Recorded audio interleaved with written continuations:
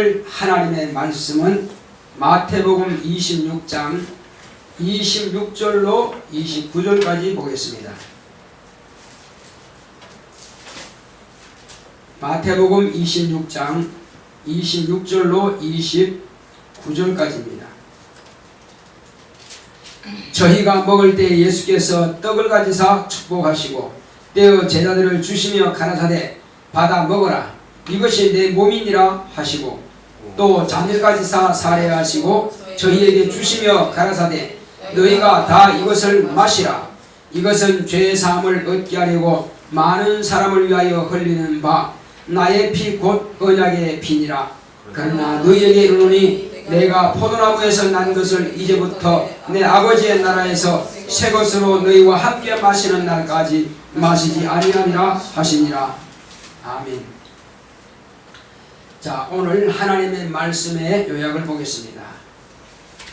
살과 피를 주려고 오신 예수. 시작. 하나님은 영생하십니다. 그가 아들을 통해 세상에 영생을 주셨다. 아담이 죄 지은 후부터 사망이 왕노로 됐다. 하나님은 인류를 위해 구원을 예비하셨다. 아벨의 피 제사를 통해 믿음을 보셨으나 마귀는 형인 가인을 통해 그를 죽였다. 셋의 후손 노아의 순종으로 폐역한 옛사람이 천지 개벽으로 수장될 때 방주에 탄 8 식구로 인류를 유력케 하셨으니 의인을 보이셨다. 노아의 후손 중에 유일신을 사모하는 한 사람을 갈대아 우르에서 택하셔서 하나님의 예비하신 약속의 땅에 이르게 하셨으니 아브라함은 우상을 섬기는 본토 친척 아비집을 떠나 하란에서 하나님의 부르심에 순종하여 믿음의 조상으로 하나님은 그를 아브라함이라 칭하셨다. 그의 후손 애굽에서 한 민족으로 성장하여 그 조상 아브라함에게 약속하신 대로 약속의 땅으로 이끄실 때 첫 언약인 율법으로 나라의 기초를 세우셨다. 하나님을 섬길 때는 피로 만나주셨다. 짐승의 피로 드리는 제사는 예수의 십자가 피 흘리기까지였으며 예수의 피는 단번에 영원한 속죄를 이루셨으니 죄에서 자유를 사망 권세에서 해방하셨다. 누구든지 예수를 구주로 영접하고 회개의 침례를 받으면 구속받고 영생을 얻는다. 그 증거로 은혜의 성령이 임하여 성도가 된다.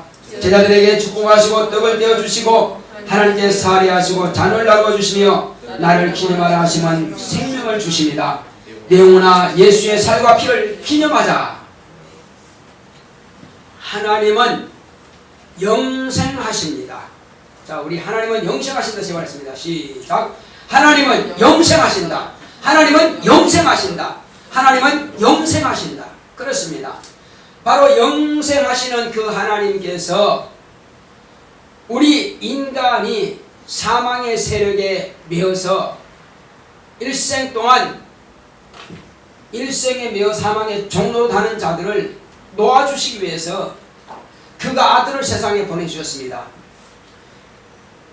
하나님 아버지께로부터 보내심을 받은 하나님의 아들은 이 땅에 오셔서 과연 하나님의 자존심, 하나님의 의를 나타내신 것입니다. 자, 그런데 여기까지가 하나님의 열심을 가지고 하나님께서는 일하신 것입니다. 무슨 일 하셨습니까? 인간의 조상 아담이 범죄함을 인하여서 인간은 하나님께서 선언하신 대로 영원히 죽을 수밖에 없는 것입니다. 그러므로 바로 이 선악을 알게 하는 실과를 먹는 날에는 정령 죽으리라 하신 겁니다. 이것은 하나님께서 선언하신 겁니다. 그러니 안 죽을 재간이 없습니다. 인간은 다 죽을 수밖에 없어요. 죽는다라고 하는 것은 성경에 이런 말씀이 있습니다. 사람이 한 번 죽는 것은 정하신 것이요 후에는 심판이 있으리니 이런 말씀이 있습니다. 한 번 죽는다 하는 것은 육체가 흙으로 돌아가는 것을 말씀하신 거죠. 그러므로 너는 흙이니 흙으로 돌아가라. 시편 90편에 기록되어 있고 또 창세기에 이와 같이 아담이 범죄한 이후에 하나님께서 선언하신 대로 너는 이제 영은 죽었으니 육체는 흙으로서 살다가 흙으로 돌아가라. 가치 없는 인간이 되는 거예요. 그렇게 선언하셨습니다. 모든 육체는 다 흙에서 나신 흙으로 돌아가는 것입니다. 그러나 영은 하나님께로부터 온 겁니다. 하나님께서 그 코에 생기를 불어넣으시니 사람이 생명이 된지라 하신 것입니다. 그러므로 영은 하나님께서 직접 불어넣으셨기 때문에 하늘에서 온 겁니다. 자, 그렇다면은 육체가 주인입니까? 영이 주인입니까? 영이 주인이죠. 그렇다면은 영이 육체를 지배해야 되는데 오히려 육체가 영을 지배해버린 겁니다. 그래서 망하게 된 거예요. 육체로 살면 정령 죽는다 이겁니다. 그러나 영이 육체의 소욕을 죽이면 산다는 것입니다. 우리 인간은 영과 육체가 있어서 육체의 정욕대로 살면은, 영을 무시하고 살면은 필경은 지옥에 가는 것이고, 그러나 영혼이 신령한 영적 생활로서 성령의 인도하심을 받아서 육체의 소욕을 죽이고 영적으로 살면은 영생하는 것이고, 이 두 갈래 길을 선택의 기로에 놓여 있는 것입니다. 우리는 그러면 이 육체의 생활 가운데서 어떻게 살아야 되느냐? 누가 주인으로 살아야 되느냐 이겁니다. 육체가 주인으로 살 거냐? 영혼이 주인으로 할 거냐? 바로 옷이 주인이냐? 내 몸이 주인이냐 하는 것인데, 옷을 벗어버리면 이 옷은 아무 힘이 없습니다. 마찬가지로 육체도 호흡이 끝나면 아무 힘이 없습니다. 그냥 흙으로 돌아가는 거예요. 그런데 우리는 대부분 보면은 육체의 소욕 따라서, 육체의 정욕 따라서 영적인 일을 망각하고 무시하고 오직 육체대로 살려고 노력하는 것입니다. 그러므로 우리가 예배 한번 드릴지라도요, 오늘 이 한 시간의 예배를 위해서 한 주간 동안 신령하게 거룩하게 살아야만 되는 것입니다. 그 다음에 오늘 이 하루의 예배를 성공하기 위해서 매일 예배를 위한 기도를 해야 되는 것입니다. 하나님, 이번 주 거룩한 성일에 내가 은혜 받기 원합니다. 내가 하나님을 만나기 원합니다. 내가 하나님께서 주시는 복을 받기 원합니다. 하나님께서 나에게 내 영혼에 하시는 그 말씀이 내 영혼에 복이 되게 하시고 생명이 되게 하시고 능력이 되게 하셔서 이 기도만 해야만 될 것입니다. 그런데 무턱대놓고 아무런 생각 없이 그냥 교회면은 그냥 졸음밖에 오지 않습니다. 얼마나 내가 오늘 예배를 위해서 한 주간 동안 준비했느냐에 따라서 그 예배가 성공하기도 하고 실패하기도 하는 것입니다. 교회에 왔다고 해서 다 예배 성공하는 자 아닙니다. 교회에 왔다고 해서 다 복을 받는 거 아닙니다. 하나님께서는 그 입으로 우리에게 복된 말씀을 하시나, 그러나 우리의 심령이 복받을 준비가 안 됐기 때문에 복은 고사하고 원수 더러운 귀신들만이 우리를 방해한다는 것입니다. 그래서 저와 여러분들은 얼마나 이것이 바로 치열한 전쟁인가 하는 것을 알아야 될 것입니다. 하나님의 말씀을 대언하는 자도 이 대언하는 말씀에 원수에게 방해받지 않기 위해서 치열한 전쟁을 하고 기도해야 될 것이며, 또 말씀을 받는 모든 성도들도 다 같이 말씀에 은혜 받기 위해서 치열한 전쟁에서 승리해야 될 것입니다. 그런데 말씀을 증거하는 자도 성령의 감동하심을 따라서 말씀을 증거해야 되겠고, 말씀을 받는 우리 모두도 동일하게 성령 충만하여 말씀의 은혜를 받아야만 될 것입니다. 그래야 내 영혼이 산다는 것입니다. 이것을 위해서 하나님께서는 수천 년 동안 하나님의 열심을 가지고 우리 영혼을 살리기 위해서 노력하신 것을 볼 수 있습니다. 아담이 범죄했으니 그는 영혼이 죽을 수밖에 없다 이겁니다. 그렇지만 아담이 이렇게 범죄해서 죽게 되었다고 해서 그래 너 지옥 가게 끝났어, 그렇게 포기할 수는 없다 이겁니다. 적어도 하나님께서는 긍휼이 풍성하신 분이요, 하나님은 사랑이 충만하신 분이십니다. 그 사랑이 충만하신 하나님께서, 그 긍휼이 충만하신 하나님께서 어찌 우리 인간을 그냥 버리시겠습니까? 그래서 수천 년 동안 우리 인간을 구원하시기 위해서 그처럼 노력하신 겁니다. 인간이 범죄했을 때에 아담에게 벌써 우리 인간을 어떻게 구원하실 것을, 아담을 어떻게 구원하실 것을 미리 말씀해 놓으신 것입니다. 창세기 3장 15절에 두 가지를 말씀하셨죠. 첫째는 뱀은 여자의 후손의 발꿈치를 상하게 할 것이요, 여자의 후손은 뱀의 머리를 상하게 한다. 이렇게 함으로써 장차 여자의 후손이 오셔서 어떻게 당하실 것과 어떻게 승리를 취하실 것을 미리 다 창세기에 아담과 하와 여자에게 처음 범죄한 그 조상에게 이미 말씀을 해놓으셨다 이겁니다. 이 일을 이루기 위해서는 하나님께서 끊임없이 노력하신 겁니다. 끊임없이. 그러니까 이 때가 이루기까지 하나님의 아들을 보내실 때까지는 수천 년이 걸렸지만은 이 수천 년 동안 하나님께서는 가만히 계신 것이 아니라 끊임없이 노력하신 겁니다. 죄는 인간이 지었는데 이것을 인간을 구원하시기 위해서는 하나님께서 그렇게 애타는 마음으로 노력하신 겁니다. 오늘날도 성령께서는요, 우리는 게으르고 기도하기 싫고 예배드리기 싫고 또 말씀 보기 싫고 또 이렇게 하나님의 말씀 따라 순종하기 싫고 하지만 성령께서는 저와 여러분들의 영혼을 위해서요 아주 탄식하시면서 기도하신다는 것입니다. 성령이 무엇가 아쉬운 분이 있습니까? 성령은 하나님이십니다. 그분이 우리를 위해서 탄식하시며 기도하신다는 겁니다. 그러니 우리가 무엇이 간데 하나님께서는 이처럼 우리를 사랑하시냐 이겁니다. 자, 그리고 하나님께서는 이제 이후로 정말로 또 아담의 후손을 통해서 하나님께서는 쓰시려고 가만히 보았더니 이제 이 행위를 딱 보니까 첫째 아들인 가인은 좀 그래. 그 믿음이 별로 믿음으로 하지 않아. 그 둘째 아들 아벨을 봤더니 아주 믿음으로 한다 이거예요. 그래서 아벨의 재산을 받았지만은 믿음으로 하지 않은 가인의 재산을 받지 않았다 이거죠. 자, 그런데 가인은 벌써 마귀가 시기와 질투심을 유발시켜 가지고 아벨을 쳐 죽여버립니다. 하나님께서 들어 쓰려고 했는데 벌써 마귀는 그를 죽여버립니다. 이렇게 처절하게 철저하게 원수 마귀는 회방하고 또 회방하는 것입니다. 그럼 하나님께서는 또 방법이 없느냐? 있죠.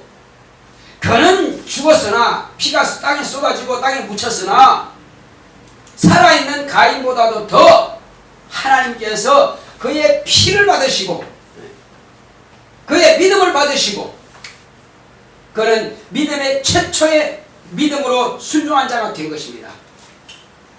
그래서 히브리서 믿음장에 보게 되면은 아벨의 피로부터 시작해서 믿음에 대해서 쭉 나옵니다.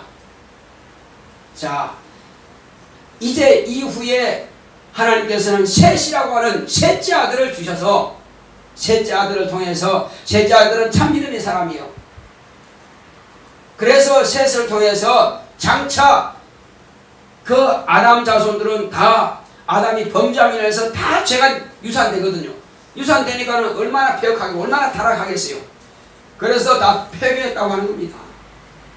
영혼과 영적인 사람과 육적인 사람이 통혼하고 한마디로 말하면 하나님이 전혀 하나님과 상관없는 그런 하나님을 잃어버린 그 길로 가는 것입니다. 그러나 그 중에서 한 가정을 택하셨죠. 노아라고 하는 사람은 한 가정을 택하여 그 가정 8식구만 방주를 짓게 하시고 방주를 태우시고 이제 이전에 있는 영적인 사람이 아닌 육적인 사람과 영적인 사람 가운데서도 노아의 8식구 이외에는 다 천지개벽을 통해서 물로 수상시켜서 죽여버렸습니다. 그것을 갖다가 옛사람이라고 하는 것입니다. 이후로 오늘날 세상에 인류가 충만한 이수는 다 노아의 자손들인 것입니다. 노아의 자손들 이외에는 다 썰어버렸습니다. 그래서 노아는 당세의 의인이라 했습니다. 영원히 의가 있는 것이 아니라 참으로 하나님을 경외하는 사람이었다는 것입니다. 명령을 딱 내리실 때는 묻지도 않고 더하지도 않고 빼지도 않고 그대로 식양대로 설계도대로 방주를 만드는 것입니다. 자, 그러므로 그로 인하여서 온 세상의 인류가 유전되게 되었죠. 자, 그 노아의 후손이 또 그렇게 하나님께서 택하셔서 구원하셨으면 다 순종 잘해야 되는데 꼭 그러냐 이겁니다.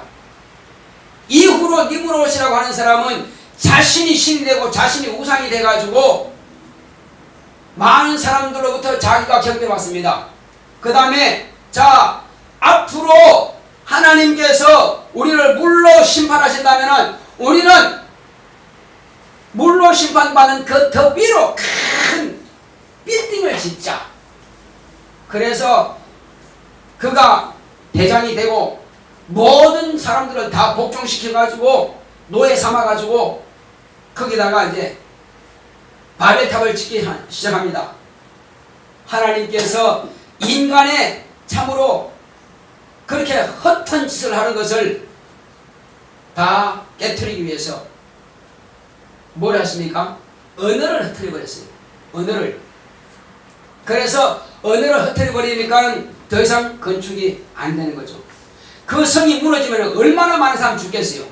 계속 싸우는가 생각해 보세요. 그래서 그 헛된 짓을 하는 것을 다 무너뜨려 버리고 이후로 하나님께서 자 아주 세상에 우상이 관영했습니다. 그 중에서 특히 갈대아 우르라고 하는 것은 우상을 만들어서 팔기도 하고 거기도 판 그 우상을 사다가 또 신으로 섬기기도 하고 엉망진창이죠. 짐승의 우상, 사람의 우상, 별의별 우상을 다 만들어가지고 합니다. 그 우상 만들어 파는 집이 누구냐? 바로 아브라함이라고 하는 그 집이었습니다. 그 할아버지 집에서, 할아버지를 통해서 다 이와 같이 우상도 만들고 팔기도 했습니다. 자, 그런데 그 많은 우상, 사람마다 다 우상이 있었습니다. 사람마다 각각 다 신이 있었어요. 한 가정에도 아들, 딸, 며느리 전부 다 각각 신이 다 틀렸습니다. 그래서 그 중에서 한 사람만 왜 신이 각자 다를까? 그런데 저들은 말도 못하고 내가 깎아서 만드는 거 이것이 어떻게 신이 될 수 있냐? 이게 아니다. 우리가 숨길 대상이 아니다. 생각하고 고민하고 범인한 사람이 있습니다. 그 사람이 바로 아브라함이라고 하는 사람입니다. 그래서 이 사람이 지금 나는 반드시 나를 이 땅에 있게 하셨고 우리 조상이 있게 하셨고 내가 살고 있는 이 환경을 다 조성하신 신이 계실 것이라는 어렴풋이 그런 신을 생각한 것입니다. 그래서 나는 그 신만을 섬겨야 되겠다. 이름도 모르고 들어보지도 못한 신이지만 그러나 그 신을 사모하게 돼 있어요. 그래서 그런 마음을 갖고 있는데 마침 그 아버지 데라가 아브라함아 우리 여기를 떠나자.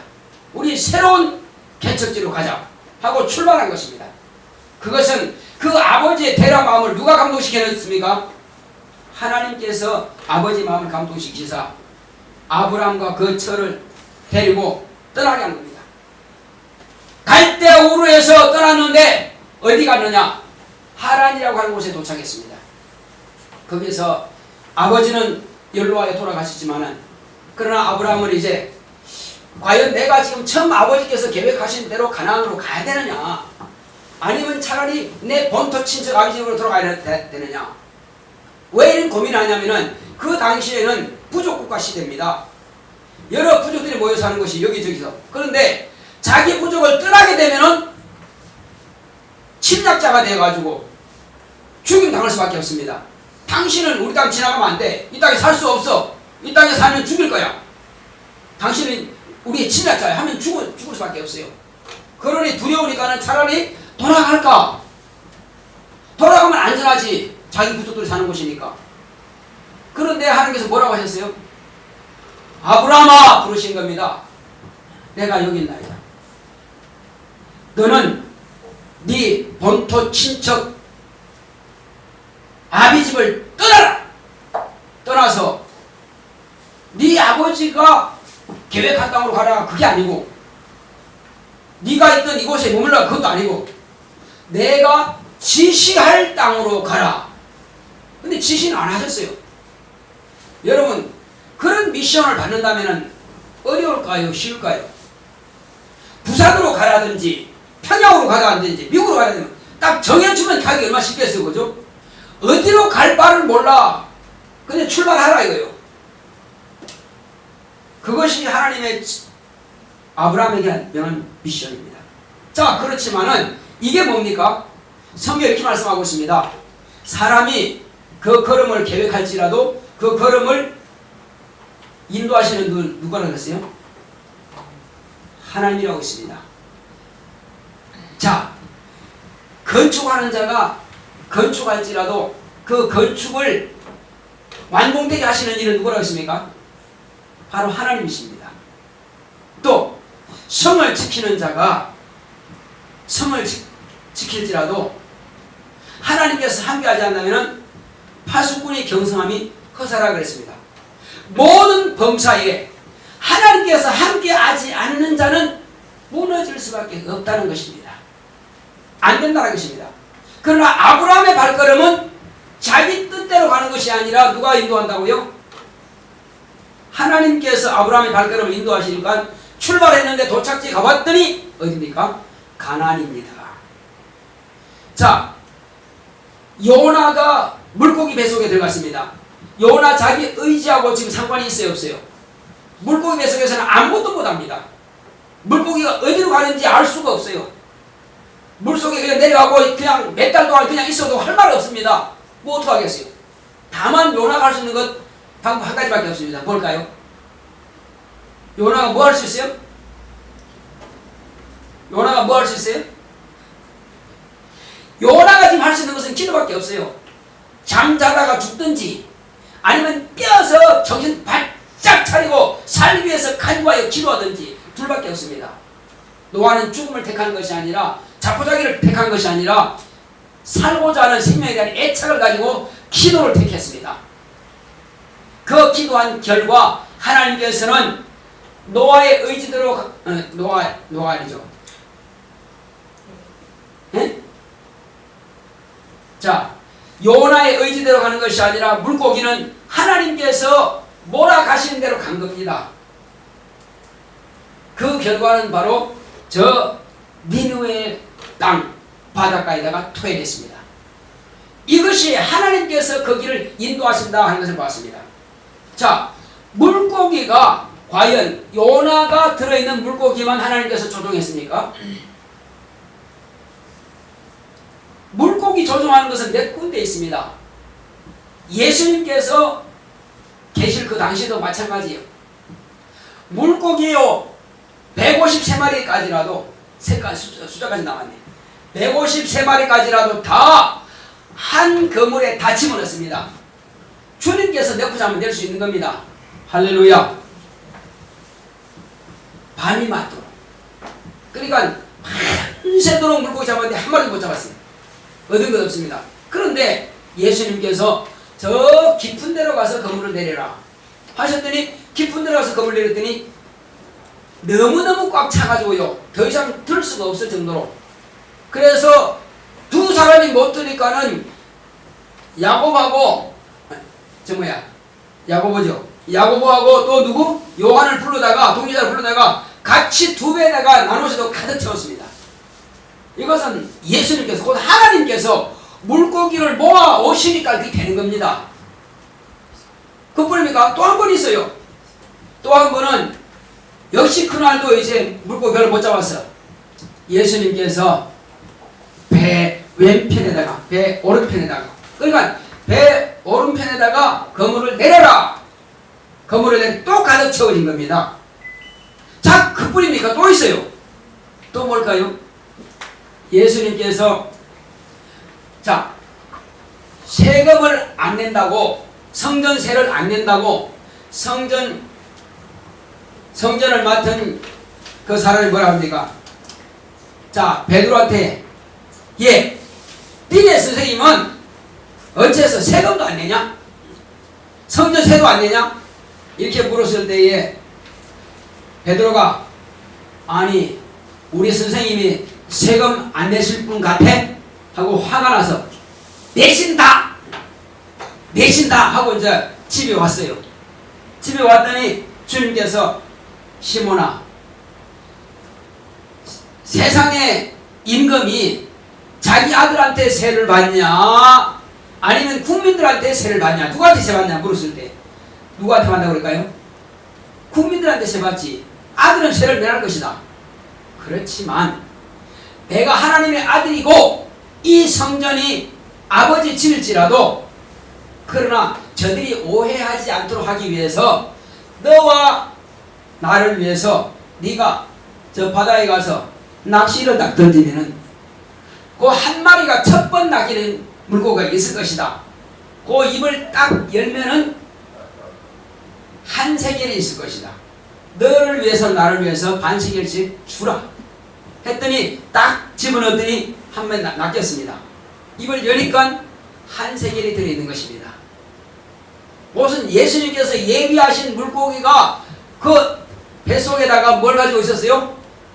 한 세겔을 물고 들어가서 누구한테 낚인 겁니까?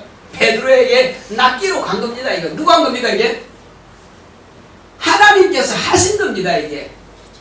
자, 그래서 지금 이 누구도 아브라함도 자기가 가기는 가는데 발걸음을 누가 운전했어요? 운전수는 곧 하나님이십니다.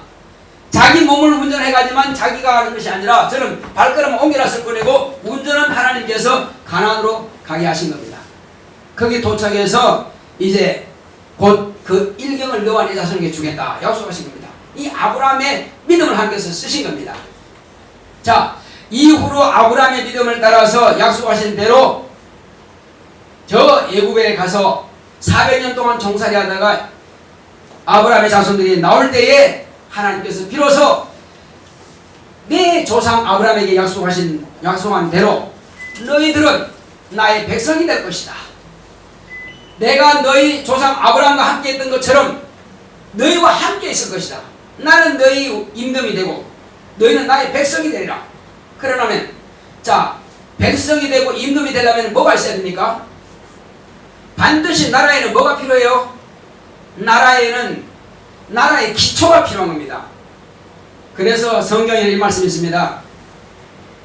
보호자의 기초는 의와 공의라 합니다. 공의가 곧 율법을 말하는 것입니다.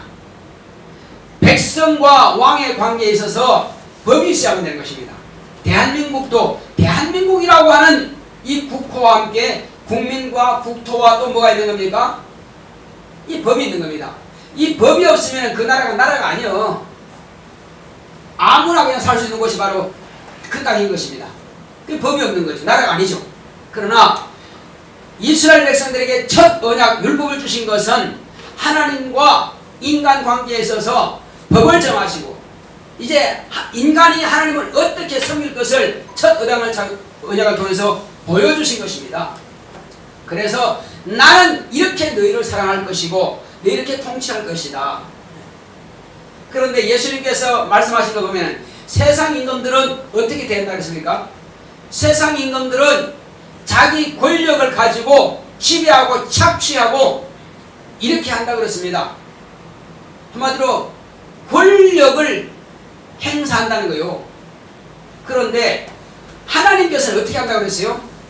인자는 곧 나는 너희들에게 착취하고 권력을 휘두르기 위해서 온 것이 아니라 나는 오히려 많은 사람의 대성물로 주려고 내가 세상에 왔다 하신 겁니다.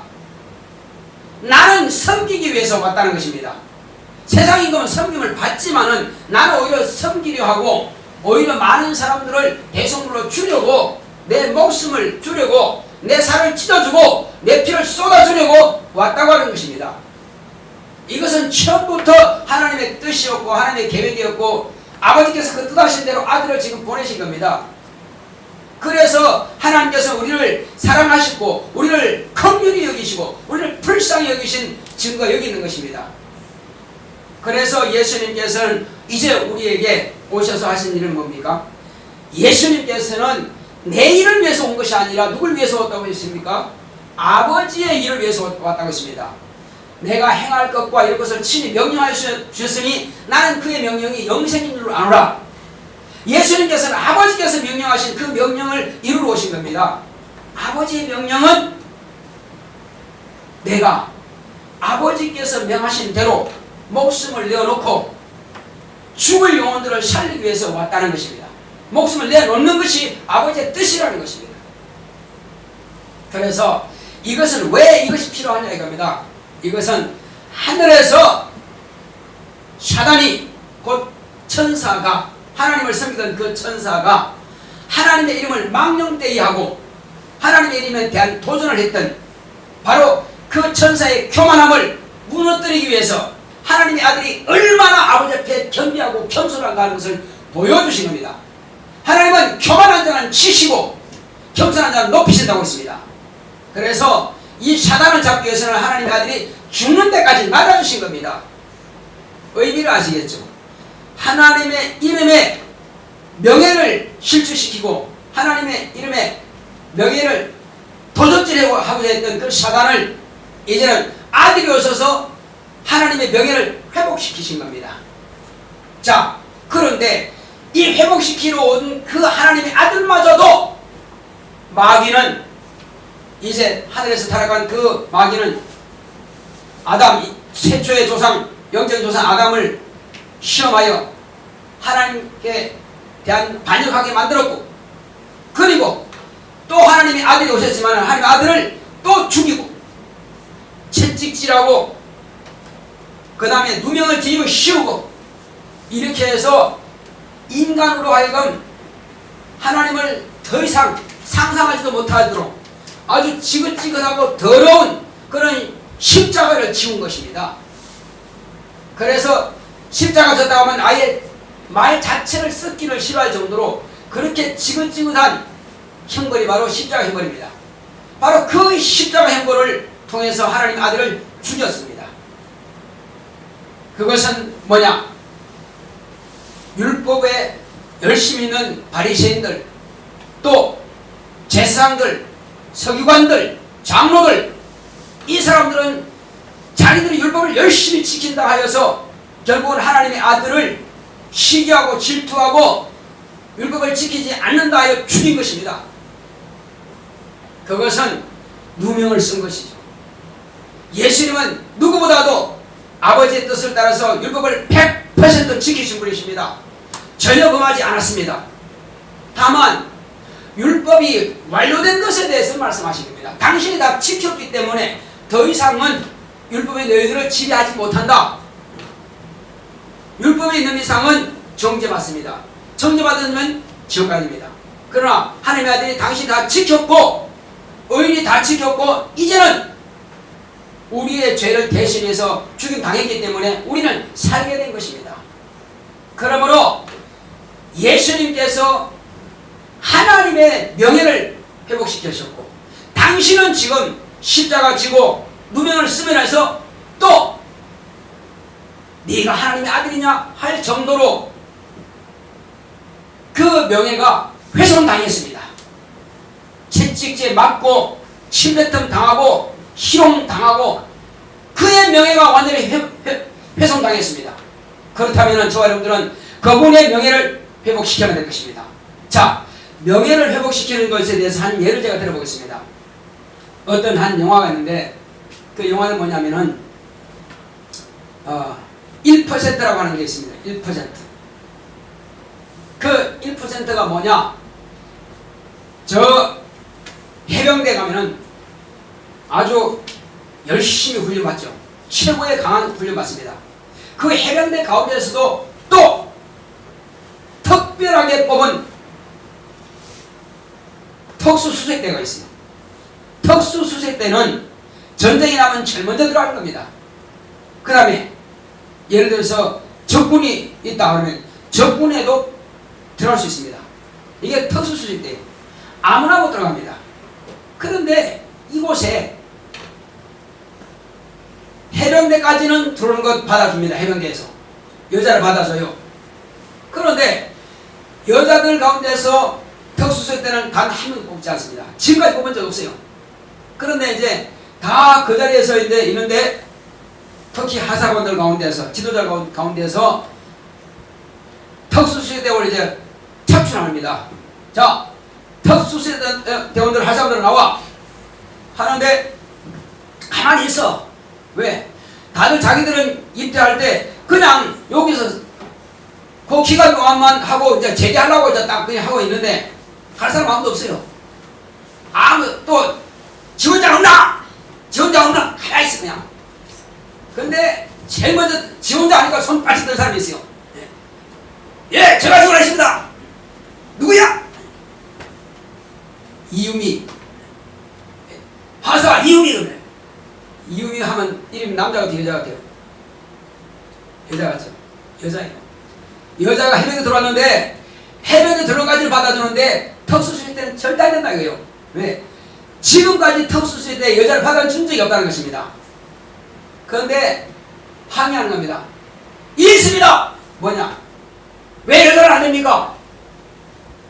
왜 받아달라 이거예요. 지금까지 받아준 적 없다고 딱 이런 자에 거절해버립니다. 그런데 끝까지 물고 늘어지는 거예요. 그래서 결국은 안 됐어요. 안 되는데 다른 이제 부서에 가서 이제 일하고 있습니다. 일하는데 마침 무슨 신문에 동아일보인지 조선인지 모르겠어. 무슨 신문에 이런 기사가 났어요. 해병대는 성차별이 심하다. 이거 대문자가 같이 났어요. 이거 성차별이 없애려면 어떻게 해야 되느냐. 다 이렇게 문의가 왔는데 별자들이라고 이제 다 국방부에서 이제 문의가 이루어집니다. 그래서 해병대에 전화했습니다. 해서 자 성차별이 없을 방법을 좀 연구해봐라. 했는데 연구하다 보니까 딱 하나 있습니다.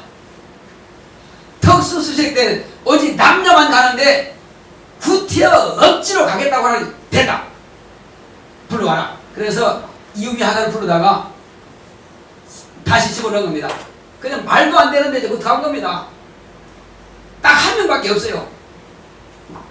자, 그렇게 이 여자가 그렇게 간 이유가 있어요. 그냥 뜻없이 그렇게 간 게 아니에요. 그 내용을 가보면요. 자기 아버지가 해병대 특수수색 때 근무했는데 죽었는데 불명예를 주고 있습니다. 분명히 불명예 받을 사람이 아닌데 불명예하고 죽었어요. 근데 그 광경을 누가 또 목격했느냐? 지금 현재 이유미 하사가 모시고 있는 중사, 그 중사 그 현장에서 보았고 자기로 인하여서 그 선배가 죽었다 이겁니다. 나중에 알고 보면 다 그렇게 연결되어 있어요. 그래서 그 중사는 왜 특수수색대 가느냐? 우리 선배님이 나로 인하여서 어떤 이런 불명예적인 일로 죽었고 그건 지금도 명예 회복되지 못했습니다. 그래서 나는 여기서 반드시 그분의 명예를 회복시키는 그 속지 않은 마음으로 일한다 이거예요. 끝까지 일한다 이거죠. 그런데 마침 그 여자 하사도 온 목적이 있다. 자기 아버지의 불명예 그것을 반드시 돌아가셨지만은 회복시키기 위해서 왔다 이거죠. 그래서 특수조직에 대해서 반드시 안 되는 것이 아니라 끝까지. 그래서 여자가 왔으니 얼마나 남자들이 시기가 심하겠어요. 많은 시기를 받고 많은 고난이 있지만 그러나 끝까지 심지어는 탄창까지 훔치고 그래서 그 사람 훔쳐가지고 나중에 책임지고 감옥도 가고 영창도 가고 그랬어요. 그렇지만 돌아와가지고 와봤더니 자기가 팀을 지도하고 그 팀이 해체되어 버렸습니다. 팀장이 없으니까. 그러니까는 내 팀을 살려내라고 완전 분장하고요. 그냥 계속 연병장을 도는 거예요. 계속 도는 거예요. 하루, 이틀, 사흘, 비가 오거나 말거나 그냥 해변 내리거나 계속 도는 거예요. 그러니까는 나중에 팀원들이요. 흩어졌다가 안 되겠다. 가자. 하고 같이 따라 도는 거예요. 그래가지고 팀을 만들어진 겁니다. 그러니 그 중대장도요. 포기하고 다시 팀을 회복시켰고 그래서 완전히 성공하게 된 거예요. 자, 이렇게 해서 자기를 모함하고 했던 사람들은 결국은 자기가 제대하고 나갔고 그 다음에 이 사람은 끝까지 남아서 아버지의 명예를 회복시켰습니다. 그리고 이 중사는 어떤 문제로 인해서 북한 그 섬에 넘어가가지고 자기 부하들은 다 살리려고 자기는 거기서 죽임당했습니다. 그렇게 해서 역시 이 중사도 명예스럽게 죽은 거죠. 자, 이것은 뭐냐? 자기 상사의 명예를 회복하기 위해서, 자기 상관의 명예를 회복하기 위해서 끝까지 책임지는 사람, 자기 아버지의 명예를 회복시키기 위해서 끝까지 책임지는 자녀, 그것이 얼마나 중요하다 이겁니다. 우리는 육신의 아버지의 그 명예를 회복시키기 위해서 아들도 아닌 딸이 거기 가서 끝까지 아버지가 못다 이룬 것을 갖다가 회복시키는 것처럼 알고 봤더니요, 그 중사가 상관을 모셨던 그분이 이유미 하사 곧 딸이 명예를 회복시키던 그 아버지와 같은 분이라 이거 알고 봤더니 연결되어 있어요. 그래서 우리 모두가 다 각각 명예가 실추된 분, 사람들로부터 무시되었던 분, 바로 예수님의 명예를 우리가 회복시켜야 돼야만 될 것입니다. 할렐루야. 예. 저와 여러분들의 죄를 누명 쓰고 당신께서는 그래 가장 지긋지긋하고 더러운 십자가 지셨고 침뱉음을 당하고 모욕당했지만은 우리는 확실하게 이 명예를 회복시켜드리는 것이 마땅한 도리다 이겁니다. 하나님 아버지께서 아들을 내어놓으면서까지라도 하나님의 명예를 실추시켰던 이 사단을 침멸하시기 위해서 아들은 아버지 명예를 위해서 오셨고 우리는 또 예수 그리스도의 명예를 회복시키기 위해서 우리는 또 마귀를 같이 멸해야만 될 것입니다. 마귀를 멸하는 것이 가장 중요한 것이 뭐냐? 마귀의 자식들, 불순종하는 아들들을 굴복시켜서 주님 앞에 엎드려서 무릎 꿇게 만드는 것이 이것이 마귀를 멸하는 것이고 하나님의 자존심을 회복시키는 것입니다. 하나님의 명예를 회복시키는 것입니다. 여러분 어떻게 하시겠습니까? 하나님의 명예를 회복시켜드리는 자녀가 되겠습니까? 아니면 비굴하게 포기한 자녀가 되겠습니까? 어떻게 하시겠습니까? 그렇습니다. 저 여러분들은 반드시 예수님의 명예를 회복시키시고 하나님의 이름에 명예에 도전한 사단의 일을, 마귀의 일을 멸하여서 하나님의 명예를 회복시켜드리는 저와 여러분 되시길 예수를 축원합니다. 우리 잠들 때 주여 나로 하여금 참으로 이제 마귀에게 그 명예를 실추당했고 마귀 자식들에게 명예를 실추당했던 바로 주님의 그 명예를 회복시키시도록 같이 하십니다. 그만큼